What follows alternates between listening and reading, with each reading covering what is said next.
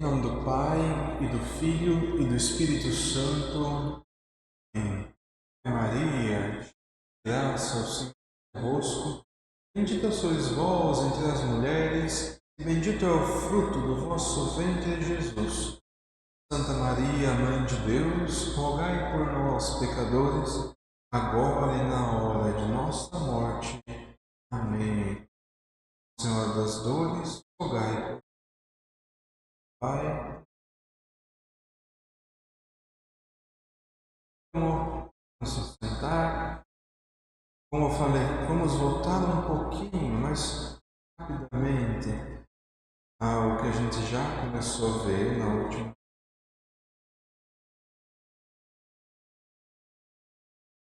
Isso. A gente falou um pouco, mas falamos meio rápido, hein? Não é bom. Nós estamos falando sobre os livros sapienciais. São esses livros que têm uma literatura toda diferente do que do resto. A Bíblia é uma literatura muito mais orante, podemos assim dizer, como a gente já começou na semana passada. Então, toda essa literatura mais orante, todo esse acompanhamento nosso, desemboca principalmente nos Salmos. A gente sabe, toda missa tem Salmo, porque é como que a expressão do que o povo acredita, do que o povo viveu, em forma de oração. Por isso eu coloco ali a oração do povo de Deus. A gente sabe, os Salmos, o nome do livro, também podemos falar saltério. Saltério, que é um conjunto de salmos. Então o livro poderia se chamar Salmos ou saltério, que é o conjunto de salmos. Inclusive, os padres, todos os padres do mundo todo, eles rezam todos os dias, todo mês eles rezam todos os salmos. A gente chama liturgia das horas, vai consagrando as horas do dia com alguns salmos. Todo mês reza todos os salmos, 150. Amanhã, às 6 ao meio-dia, às 6 horas da tarde e antes de dormir. As horas canônicas, não necessariamente, não precisa ser na hora exata, mas nessa hora. Reza primeiro. E vai. É a oração da igreja, a oração do povo de Deus.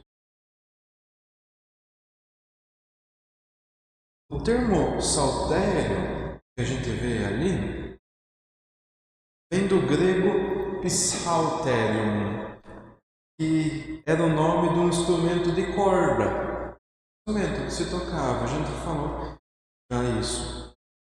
E esse instrumento, porque os salmos foram feitos para serem cantados, foram escritos para cantar. Então esse instrumento acompanhava a melodia do salmo. Então ficou o nome do instrumento no grego. Eles eram poemas e cânticos que eram para fazer. Inclusive a gente faz na missa, quando temos música, a gente canta o salmo. Porque eles foram escritos inicialmente para serem sempre cantados. Esse em grego, o grego leva o nome do instrumento, então. A Bíblia grega a gente lembra a Septuaginta. Aquela tradução dos 70 lá. A gente falou há um tempo atrás, mas só para a gente lembrar. Em hebraico, o livro dos Salmos é nomeado como Terrilim. Quer dizer, o livro dos louvores. Em hebraico, louvores. Então, os Salmos são o adorante. A gente falou nesses últimos meses, a gente está terminando, esse é o último encontro do Antigo Testamento. No próximo encontro nós começamos já, vamos falar um pouco sobre Jesus e já entramos no Novo Testamento. Então, os Salmos, eles resumem como que toda essa, o livro da sabedoria, mas os Salmos em específico, toda essa caminhada do povo cristão que a gente viu várias vezes, a linha do tempo, os lugares onde eles foram, eles estiveram, tudo isso é resumido e demonstrado de forma orante nos Salmos. Então, os Salmos mostram a caminhada do povo de Deus que reza. Como eles rezam, o que eles sofriam, o que eles temiam. A gente vai ver os tipos de Salmos daqui a pouco. E como eu prometi na semana passada, uma lista para cada tipo de salmo. Vamos ver. Então, esses salmos, eles levam-nos a uma caminhada. Eles mostram aonde a história, profecia e lei e sabedoria se entrelaçam. É como que tudo junto e o povo expressa rezando. Então a gente viu a lei, a gente viu a história, a gente viu a profecia, a gente viu semana passada sobre os livros da sabedoria. O salmo está tudo junto. Entrelaça tudo. E onde é que se une toda a oração? A oração. Eu dei resposta, fui fazer a pergunta, dei resposta. Quando se une toda a história do povo, tudo que o povo viveu na oração, nessa relação, nesse diálogo, nessa presença com o próprio Deus. Então eles oferecem um modelo de como rezar. Se a gente não sabe como rezar, a gente pega o salmo. Os salmos são como reza. Eles inspiram a gente até fazer novos cânticos. A gente pode pegar e escrever um salmo. Não vai ser a palavra de Deus. Pode ser que seja a palavra de Deus em nossa vida. Mas não vai ser a Bíblia. Mas a gente pode expressar o que nós estamos sentindo, expressar a nossa oração em forma de palavras em um salmo. Fazer um salmo nosso. A gente pode. Eles são expressões de experiências religiosas dirigidas a Deus. Então pensem, você tem uma experiência com Deus e você fala, eu quero escrever. Você escreve, e escreve ali para você se lembrar como que um poema seu para Deus, de tua relação com Deus. Os salmos também são isso e a gente também pode fazer como que uma expressão da nossa experiência. O Salmo é o livro que mais, depois dos evangelhos, é o mais traduzido. Isso mostra a importância que ele tem em toda a história. Ele é muito importante, esse livro dos Salmos. Por isso que a gente vai dedicar um tempo a esse livro, porque ele demonstra toda essa importância. A igreja primitiva, a gente lembra, a igreja primitiva, logo depois de Jesus, ali no começo, antes de se estruturar inteiramente, a igreja primitiva dos apóstolos, os primeiros, os padres apostólicos, que são aqueles que aprenderam dos apóstolos. Ali do começo da igreja, primeiro, segundo século, até o segundo século já, depois já muda a história. Então a igreja primitiva, desde quando ela se criou, se formou, esse processo também de se edificar e se estruturar, ela recebe, já tinha um saltério, né? Recebe então o saltério e transmite já constituído. Então já tem e transmite o mesmo saltério. Por sua conta, acrescentou um número de hinos cristãos. A gente acrescenta, às vezes na missa a gente escuta uns hinos de São Paulo, na celebração. A gente fala o salmo responsorial, porque é esse cântico responsorial, mas não estão no livro do salmo. O salmo é esse cântico. A gente já tem uma informação aqui. O salmo é um cântico da nossa experiência com Deus. Na Bíblia tem, no livro do salmo são 150, mas existem outros. É um que a gente pode lembrar bastante, que a gente canta, inclusive, todo sábado santo. É quando o povo passa o Mar Vermelho é pé enxuto, se não me engano, a segunda, ou pode ser a segunda ou terceira leitura da Vigília Pascal, o povo passa a pé enxuto, a gente escuta, e no final fala, e o povo cantou esse cântico. E o salmo começa. Aquilo ali, a gente parece um salmo, mas não é salmo. A gente reza como salmo, porque é um cântico que expressa a experiência do povo com Deus. Lembra? Contou a história, chegou o momento, e depois de contar a história, eles cantam então a experiência. Então, aquilo não é livro dos salmos. É Êxodo, é a travessia do Egito. Então, os salmos são essa experiência. Então, uma coisa que a gente lembra não é só Salmo não tem só no livro dos Salmos. No livro dos Salmos só tem Salmos. Mas na Bíblia tem outros Salmos. E aqui a gente é o que é isso que eu estou falando. Já na igreja primitiva eles colocam nesse hall de Salmos alguns hinos cristãos.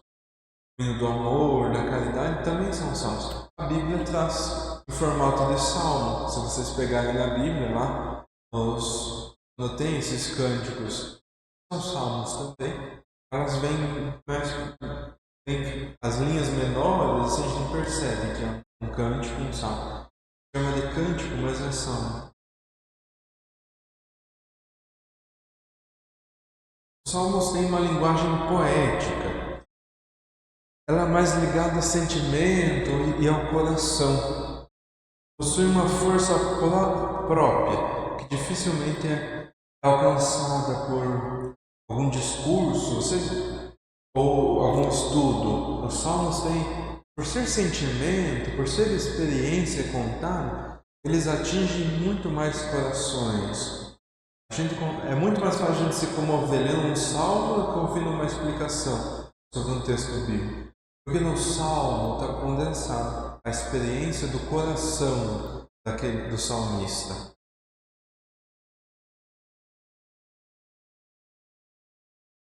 A gente sabe, a Bíblia é a palavra de Deus e os salmos também são. São parte da Bíblia, também são palavra de Deus. E se salmo também é a palavra de Deus, o que está na Bíblia, quer dizer que não é só Deus que fala na nossa vida. Deus fala, a palavra de Deus é Deus fala. Mas se o salmo também são palavra de Deus, Deus deseja ouvir a nossa oração. Como que ali a gente percebe que as nossas orações são ouvidas por Deus. Mostra que a palavra de Deus não é apenas aquela que Ele dirige para nós, mas é também aquela que Ele quer ouvir dirigida a Ele por nós. Então, se salmo é Bíblia, o que nós temos que dizer a Deus também é muito importante. Também Deus quer nos ouvir, como colocou na Bíblia, os salmos desses 150, no livro do Saltério, mas os outros salmos na Bíblia, o cântico Hebreus que eu falei agora, tantos outros tem na Bíblia. Mas então é essa expressão. Deus fala, Deus dá a profecia, Deus conduz a humanidade, mas também quer ouvir como a humanidade está rezando, está orando. A prática, o salmo é muito prático, então precede a teoria. Os judeus viviam e depois iam querer explicar. Diferente da gente, que a gente quer pensar tudo antes de viver. Eles viviam, é da cultura, tinham a experiência de tudo e depois de um tempo, a gente sabe, alguns livros 300, 400 anos depois foram construir, vivendo totalmente a experiência e depois foram construir. Nós temos uma cultura mais grega, a gente quer entender o que está acontecendo, entender o que é para depois construir. Depois veio, depois procurar viver. Os judeus, e isso na Bíblia a gente vai perceber bem agora quando a gente entra no Novo Testamento, como é importante entender isso. Os hebreus, os judeus, primeiro vivem e depois escrevem. A gente tenta explicar, tenta entender para depois viver. Eles fazem o contrário. Eles escrevem sobre a experiência deles, principalmente. Então, a prática dos salmos precede a teoria. Então, o primeiro estilo do salmo não é ser estudado, não é ser escutado, é ser recitado. Ou seja, é trazer para o coração, apropriar é tomar posse daquele se tornar nossa a oração que aquele salmo traz. É esse o motivo principal dos salmos. Claro, a gente está aqui estudando, vamos dividir. E é importante que estude, mas o primeiro motivo é que reze. Se nós rezamos, aí nós estudamos os salmos. Porque o primeiro motivo dele é rezar. Então, fala sobre o processo de canonização dos salmos. É um processo muito interessante que revela essa natureza dinâmica e viva da Escritura, da Palavra de Deus. Os salmos são conservados como repertório para uso repetido. Lembra que eu falei? Os padres rezam sempre, todo mês? É para isso, o salmo é para repetir mesmo. A gente na liturgia repete a cada 3 anos, nos domingos, os salmos. Cada 3 anos a gente toma de volta. Claro, não todos os salmos, porque alguns diminuem, mas todos a gente lê na missa, alguma parte. Então, exatamente, é grande. Por exemplo, 118, 119, né? Na liturgia dos padres, algumas 2 ou 3 semanas, na hora do almoço, toma o salmo, vai dividindo. Daí reza um pouco cada dia para fazer todo o salmo. Então, é para repetir mesmo, para a gente como que uma oração constante. E não é fazer história com ele, não é só um monumento histórico, tem lá, vai contar a história, como os livros históricos são para contar uma história. Salmo não é para contar história, não é para contar literatura do passado. A essência do salmo é ser rezado e ser meditado. E o sentido do salmo, então, se consuma cada vez que um homem, uma mulher, os pronuncia como sua própria oração dirigida a Deus. Então, só assim que se consuma o sentido do salmo. Ao serem incluídos no cânon bíblico, lembram que é cânon bíblico, né? São aquelas prateleiras, todos os livros da Bíblia, aquilo é o cânon. O cânon é a organização deles, e esses são da Bíblia, esses não são. Aquilo é o cânon, a gente lembra disso?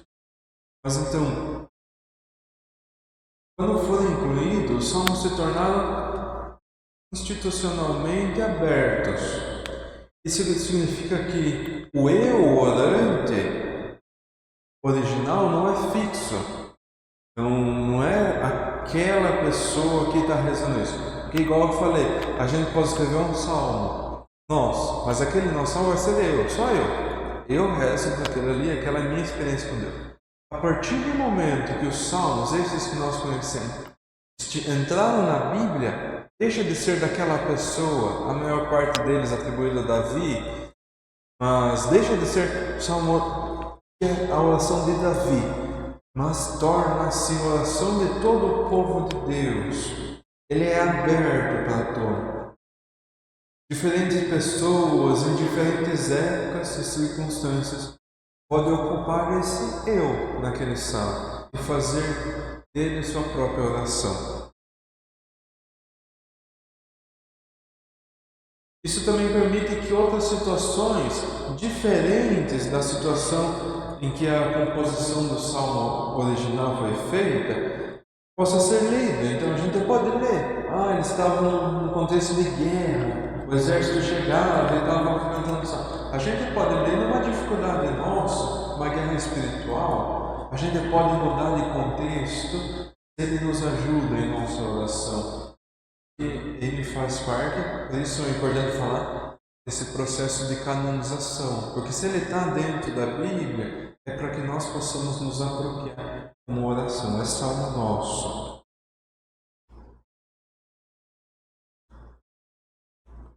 Então, a distinção entre interpretação reprodutiva e explicativa tem especial aplicação nos salmos, pois eles nascem para serem recitados ou cantados, para serem rezados.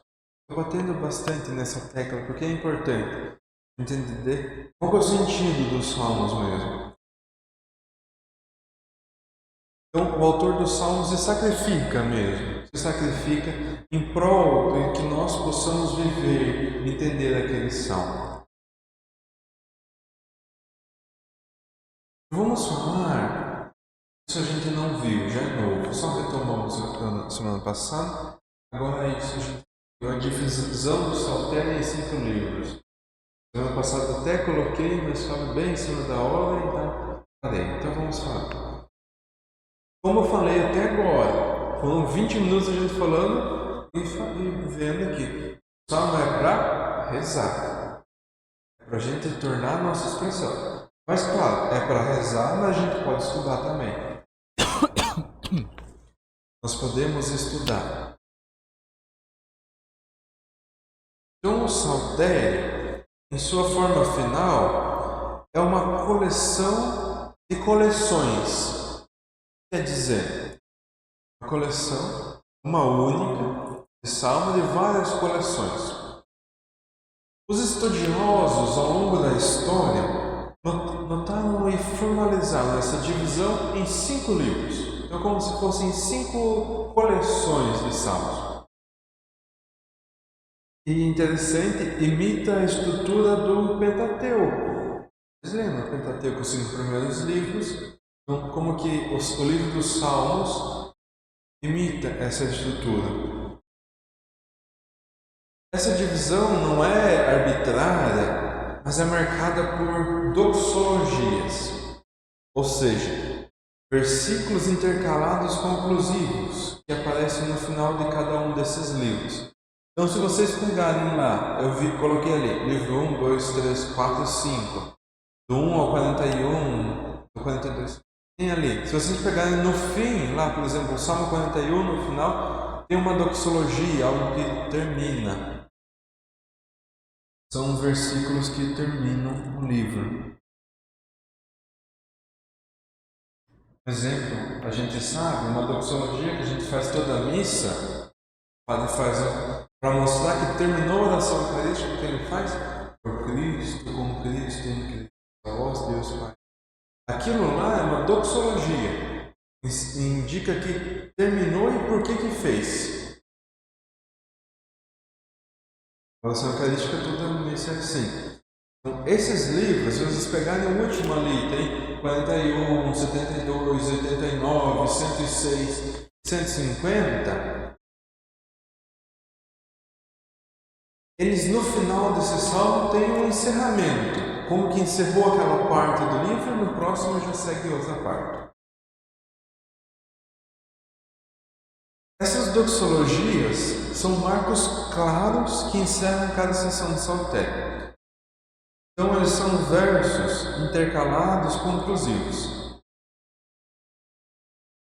E aí? Essas divisões que está ali escrita, livro 1, Salmo do 1 ao 41, o livro 2 do 42 ao 72, o livro 3 do 73 ao 89, livro 4, Salmos 90 a 106, e o livro 5 dos 107 ao 150. O Salmo 150, em particular, funciona como uma doxologia final para todos os salmos. Todo o saltério termina com o Salmo 150. Encerra a coleção com um grande louvor. Essa organização do saltério reflete uma intenção teológica. Qual é a intenção, então, dessa divisão? Quando foi estruturado esse saltério, a intenção é que seja o Pentateuco da oração, onde o autor ideal Davi replica a Moisés na Torá. Então, existe a lei, existe aqui como a lei a oração, o Pentateuco da oração. É como os editores finais quiseram mostrar esse salmo. A Torá, no Salmo 1, e o Messias, no Salmo 2, são elementos que polarizam boa parte da doutrina bíblica, como o saltério sendo a expressão orante. A questão de autoria, a gente sempre falou de quem escreveu os livros. Os Salmos é muito complexa. Como eu falei, uma antiga tradição atribui que quem escreveu foi Davi. Muitos dos salmos que foi Davi que escreveu. Assim, a gente lembra, quando a gente viu o Pentateuco, que dizem que Moisés escreveu todo o Pentateuco. Vocês lembram disso? Mesmo que conte no final do livro do Êxodo, Moisés morrendo. Narra a morte dele e depois ele conta mais 3 livros. Atribui-se a Moisés, assim como aqui se atribui a Davi, grande parte dos salmos. De fato, o Salmo 73 salmos são atribuídos. Dos 150, 73 são atribuídos a Davi. Frequentemente com a preposição lamed. Quer dizer, para Davi ou de Davi. Contudo, é importante notar que muitos dos salmos são anônimos. Muitos deles são anônimos. 73 está escrito esse lamed, que quer dizer de Davi ou para Davi. Mas existem muitos que são anônimos. Os títulos bíblicos dos salmos são as primeiras manifestações de trabalho interpretativo, que são de grande importância. Então, existem títulos bíblicos para o salmo, a gente vê lá, se vocês pegam um livro, existem títulos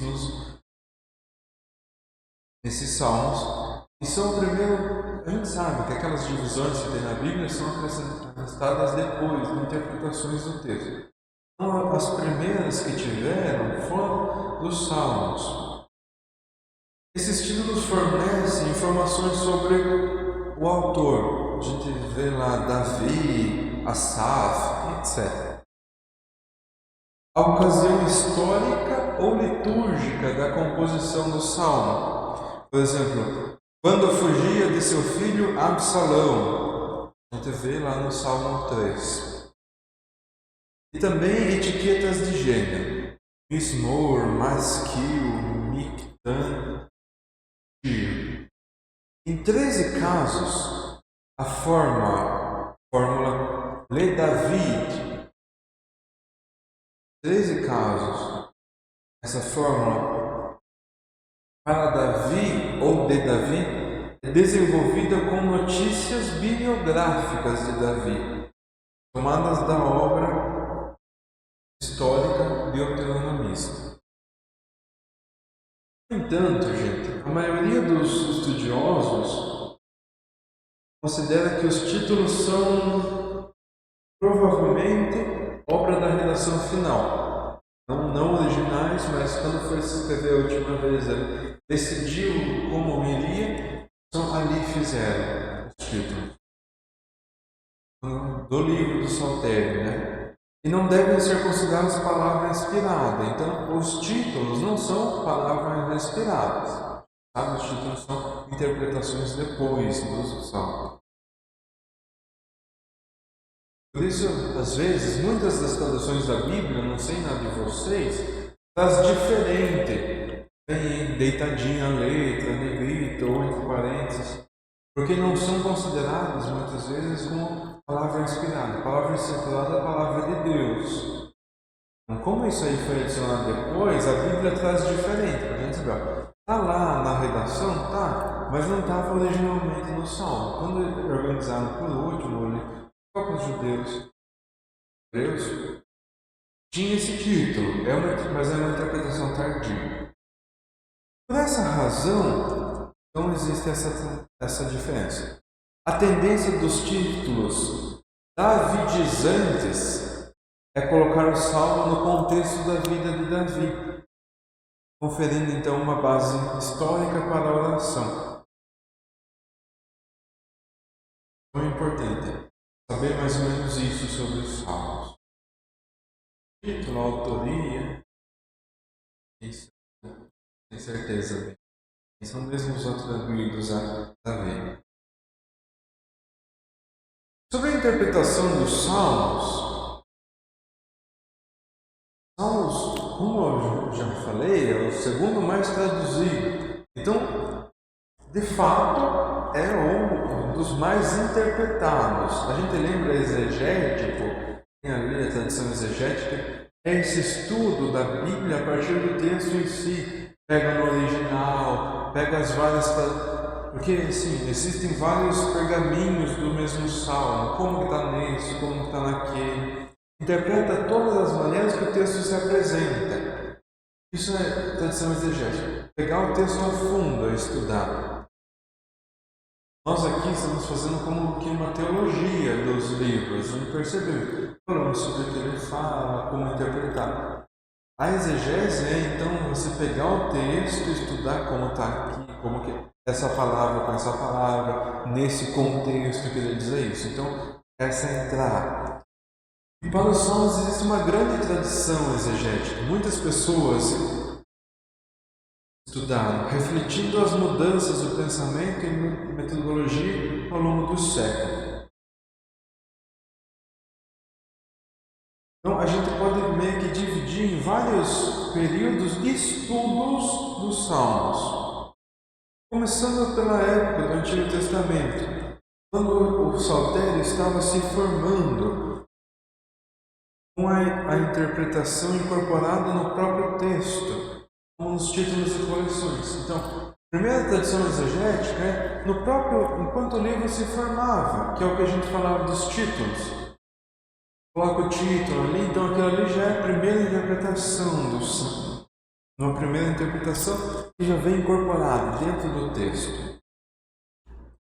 Depois segue a tradição, a primeira então é do Antigo Testamento. Depois, dos padres da igreja, como Orígenes, Eusébio de Cesareia, Atanásio, Basílio, Hilário e Agostinho.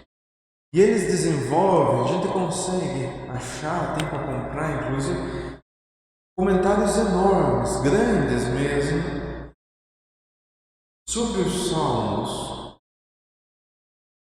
E é interessante aqui que daí os padres da igreja fazem uma linha cristológica, eles levam já fazem a leitura dos salmos em vista de Jesus, uma cristologia. Na Idade Média, destaca-se a Lexio Monástica, que ela é mais focada, Lexio Monástica é a leitura monástica dos monges, ela era mais focada na piedade e na contemplação. Então eles liam e faziam, era voltada para a contemplação. A gente sabe os monges são mais contemplativos. Depois, a Lexio Escolástica. Só para a gente lembrar, a Idade Média é principalmente ali depois do 800 depois de Cristo até 1300, é o período, depois do ano 1000 é o auge, é o período da escolástica, quando começam a surgir discursos assim, mais famosos, assim, bem estruturados de escola mesmo, didáticos.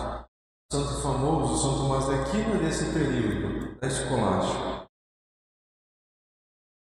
E nesse método da escolástica era mais especulativo, de investigar o texto e trazer conceitos, tirar conceitos e examinar conceitos desse livro.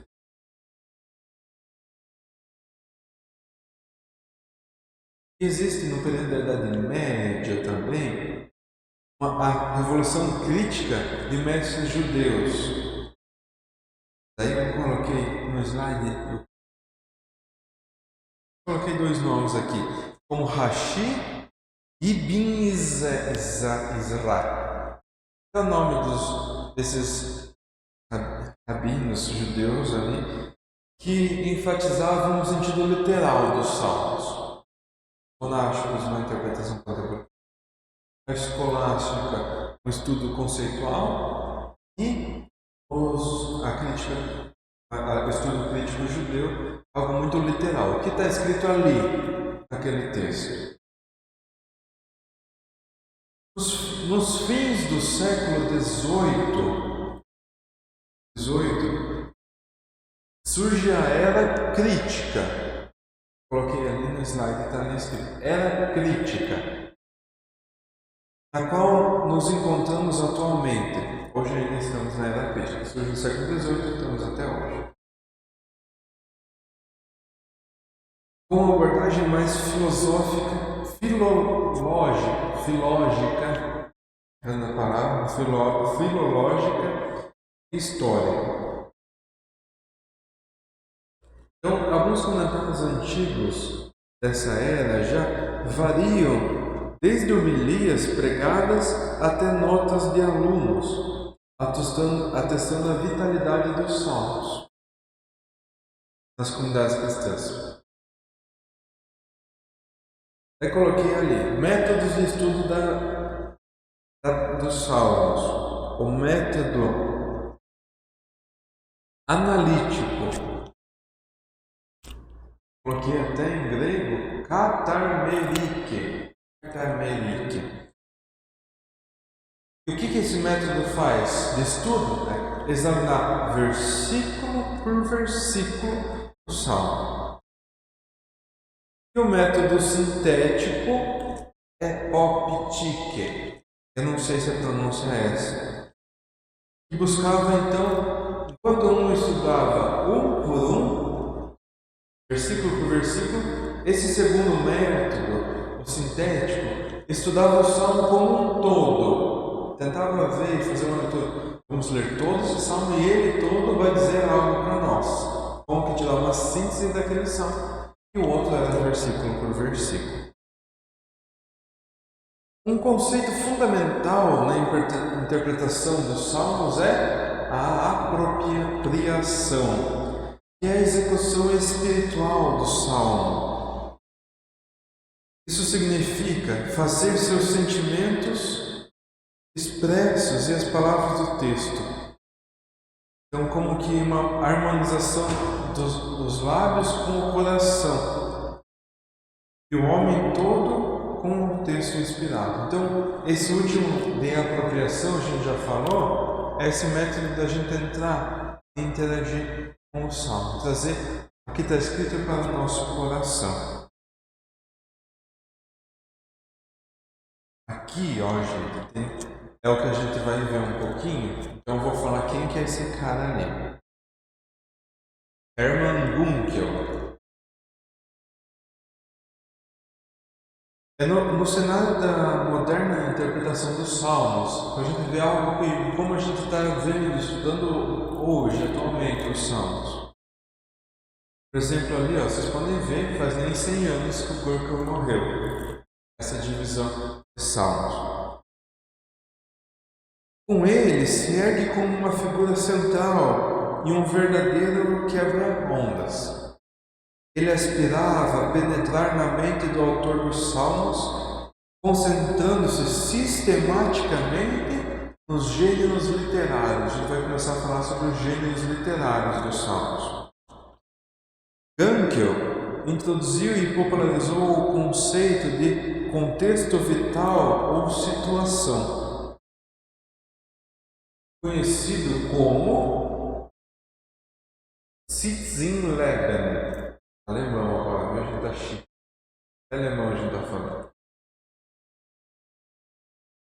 Então, esse método, que é para os salmos, esse contexto era ordinariamente o culto comunitário, o culto público, que impunha certas formas e temáticas aos cânticos. Lembra dos cânticos? Eles tinham um tema.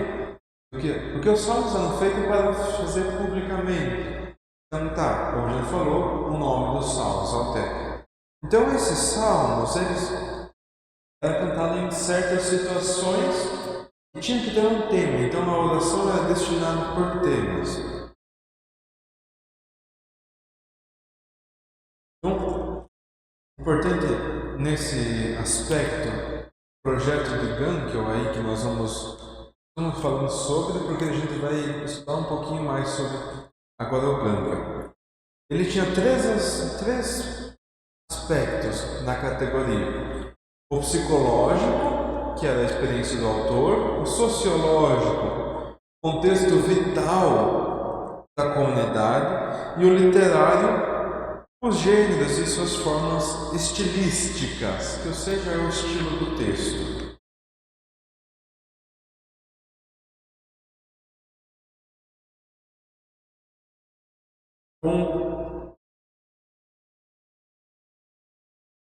Por que a gente está falando desse Gankel aí? O que ele tem de especial? Porque a gente já tinha uma divisão simples de classificar, já sabíamos classificar, já viu a classificação por livros. Por que ele é tão importante, esse moço?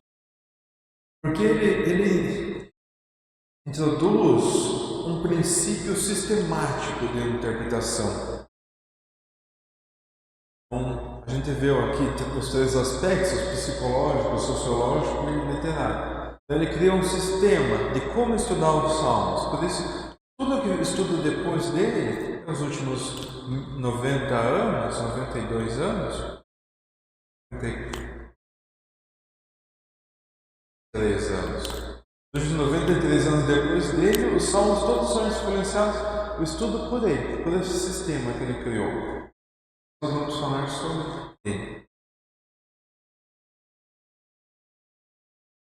Então, antes dele, os salmos, os comentadores antigos eram conscientes da variedade de tipos e sentimentos nos salmos, mas não os relacionavam sistematicamente com as formas literárias. Então, não quer dizer que Gankel descobriu que existia uma pessoa escrevendo o salmo. Não. Todo mundo sabia que tinha, mas ninguém pegava o contexto do autor, o sentido sociológico, o sentido psicológico, o que o autor queria dizer com o gênero textual. Ninguém ligava. Então, por isso que ele é importante, esse Gankel, porque ele liga esse contexto com o contexto dos salmos.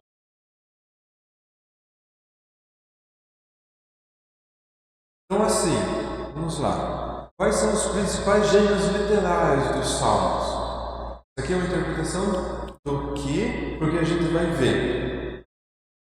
Esse Gankel falou alguns gêneros literários que ajudam-nos a compreender a função e o significado de cada salmo. Então, serve para ajudar a gente a entender, por isso que a gente vai falar.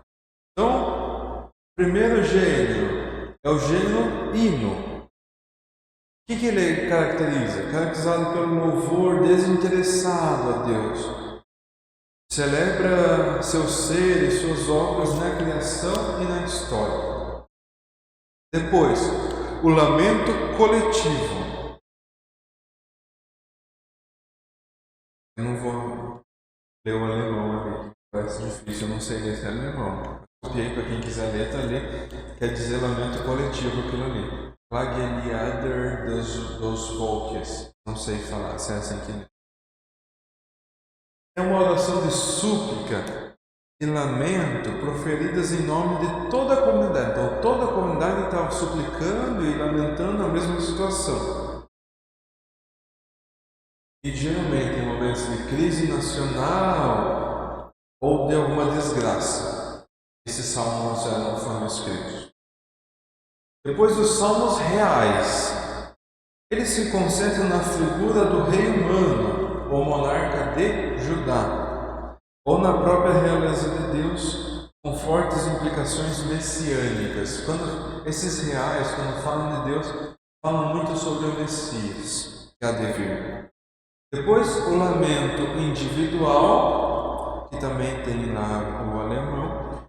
Súplicas e lamentações expressas por um indivíduo em situação de sofrimento, perseguição e doença. Alguns salmos que uma pessoa escreveu sobre uma situação. Não era a comunidade, é aquela pessoa que estava passando uma situação.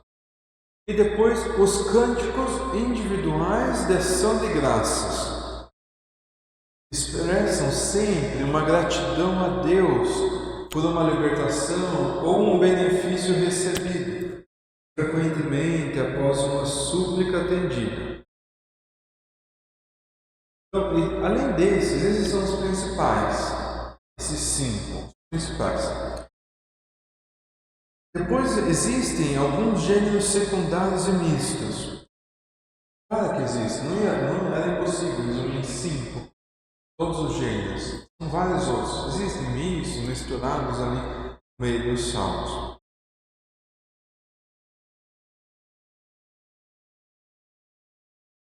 Então, só para a gente entender, por que eu falo esses misturados aqui? Não só. Porque esses 5 não são uma camisa de força. Ou seja, a gente vai se limitar, porque ele é isso e ele não pode ser outra coisa. Ele é isso e pode ser outra coisa. É a palavra de Deus, é a palavra dinâmica.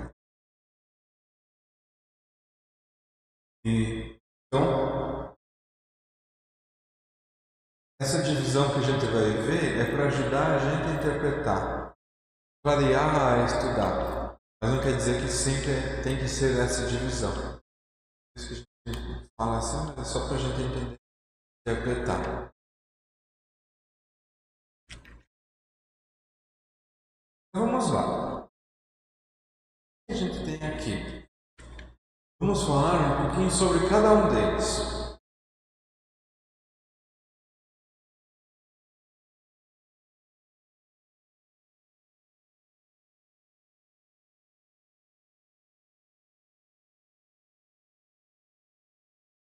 Os hinos. Não são esse louvor desinteressado a Deus. Uma das mais puras expressões de adoração no saltério. Sua definição básica é um convite ao louvor, seguido por os motivos para tal louvor. A estrutura clássica de um hino inclui uma introdução com um convite ao louvor, um corpo que apresenta as razões concretas para o louvor e uma conclusão que frequentemente retoma o tema inicial ou reitera o convite. Os temas abordados nos hinos são amplos e muito grandiosos. Celebram o ser, o agir de Deus, tanto na natureza, a sua majestade, a criação, quanto na história, os atos salvíficos em favor do povo. A linguagem dos hinos é uma linguagem muito rica e escolhida, muitas vezes empregando sinônimos raros, formações únicas de verbos ou substantivos, combinações originais de palavras para expressar uma entonação lírica heróica. A gente pode falar alguns exemplos. Por exemplo, o Salmo 8, que admira a majestade de Deus e a dignidade do homem. Também o Salmo 19, que louva a revelação de Deus na natureza e na lei. Outro, o Salmo 29, que exalta a voz do Senhor sobre as águas. E aí coloquei aqui, vocês depois, se quiserem, podem dar foto ou anotar. Esses são alguns exemplos dos salmos que entram com louvor no saltério. Todos esses ali entram como louvor e demonstram a vasta gama de temas dentro dele. O Salmo 147, por exemplo, faz uma reviravolta no argumento familiar de que num universo tão vasto, nossos assuntos pequenos são minúsculos demais para serem notados a Deus. É interessante ler e perceber ali o Salmo 147 também.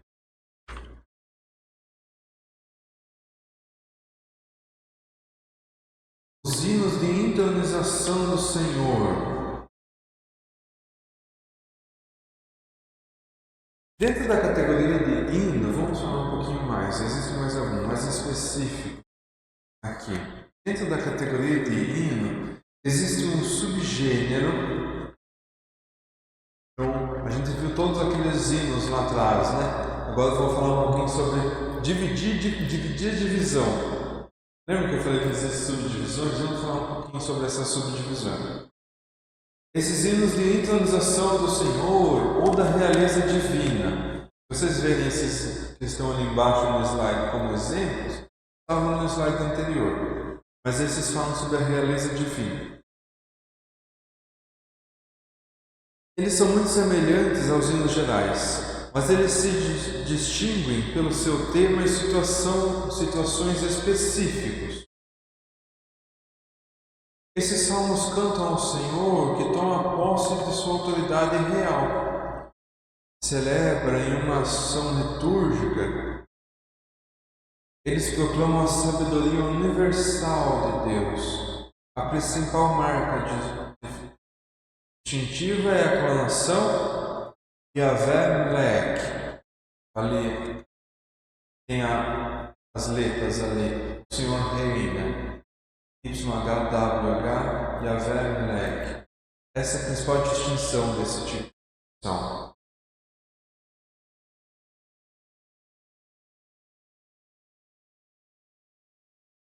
Por exemplo, aqui, o Salmo 47 é uma aclamação que explora generosamente o tema da realeza divina, com imperativos como aplaudam, aclamem, jubilem, acompanhados de instrumentos musicais. Interessante, né?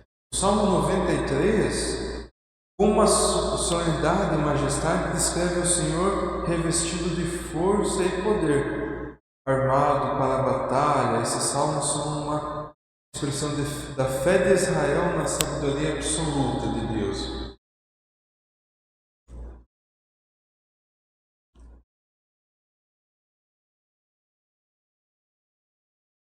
Então, existe um contexto hipotético. O que provavelmente era esses salmos era como que uma festa associada a uma festa anual em que se celebrava a entronização de Javé como rei. E alguns conjecturam que incluía uma procissão com a Arca da Aliança.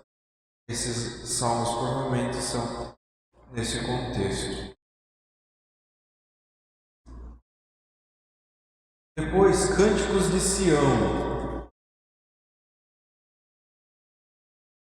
Eles formam um gênero de salmos que expressam uma profunda ligação com a cidade de Jerusalém e o templo, que é o centro da fé de Israel.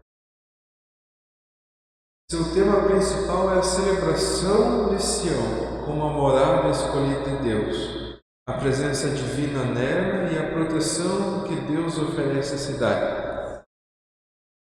Então esses cânticos podem descrever a beleza da cidade, sua inabalável segurança, como se fosse um monte de refúgio, e a alegria da adoração no templo. Sião é vista como um símbolo da igreja e da vida cristã, por alegoria. Exemplos assim a gente pode ver, vamos citar. O Salmo 46 compara Deus a um refúgio inabalável. O Salmo 48 descreve a grandeza da cidade de Deus e sua proteção. 87 fala de Sião como a mãe de todas as nações, onde se registram os seus nascimentos. Então, e alguns desses salmos são considerados como liturgias, como rito de entrada no templo. Por exemplo, o Salmo 15 e 24, que descrevem as condições éticas e morais para poder entrar no templo. O Salmo 24 é frequentemente associado à procissão da Arca da Aliança para o templo, com o diálogo entre o cortejo e os guardiões da porta. Então, alguns os salmos de Sião. Aqui coloquei, é interessante, ação de graças ou Eucaristia. A gente sabe que Eucaristia quer dizer ação de graças, o ato de agradecer. Esses salmos, no sentido de agradecer, são cânticos que expressam a profunda gratidão a Deus por benefícios recebidos. Por exemplo, a gente recebe algo de Deus e não sabe como agradecer, a gente pode rezar com um salmo desse. E eles são sempre, costumamente, rezados após uma súplica atendida. A gente pede algo a Deus e Ele nos atende. A gente pede que Ele nos livre de algo, Ele nos livra. esses salmos são usados para isso. A estrutura desses salmos inclui a recordação do perigo que o orante se encontra. Depois menciona a libertação. E é interessante, se vocês pegarem esse salmo, sempre tem o louvor e a promessa de testemunhar. Eu recebi a graça, então eu vou testemunhar. Todos eles têm essa promessa de testemunhar. Testemunho público da graça de Deus. Um exemplo, por exemplo, no Salmo 30, onde o orante sara de uma doença mortal e convida outros a se lembrar. A segunda parte do Salmo 66 também. Existem ali, por exemplo, o Salmo 118, enorme, grande, celebra uma vitória e uma vindicação dignas de um rei, com muitas vozes se ouvindo, litúrgicas, pessoais e populares. Então esses salmos são interessantes, eles dão um deleite contagiante e uma gratidão muito tocante. É interessante, são tributos de uma pessoa ou tributos da comunidade para Deus. Depois, súplicas e lamentações, esse clamor a Deus.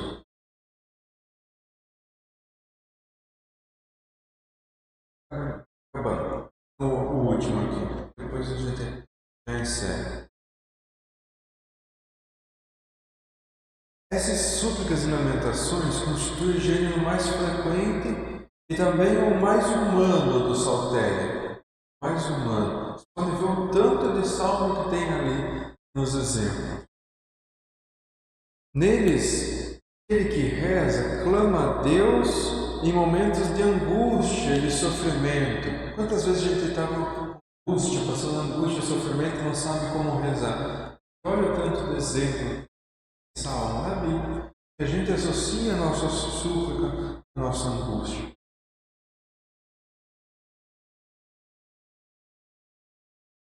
A estrutura desses salmos, na maior parte deles, ele começa com uma interpelação a Deus, depois ele expõe o caso, o problema, a aflição, muitas vezes introduzido um porquê, uma petição de auxílio, um ato de confiança em Deus e, por muitas vezes, uma promessa de agradecer. Nos salmos, podem ver lá. Tem aquelas promessas, muitas vezes faz promessa, os santos no Salmo já tem promessas a Deus de agradecer a graça.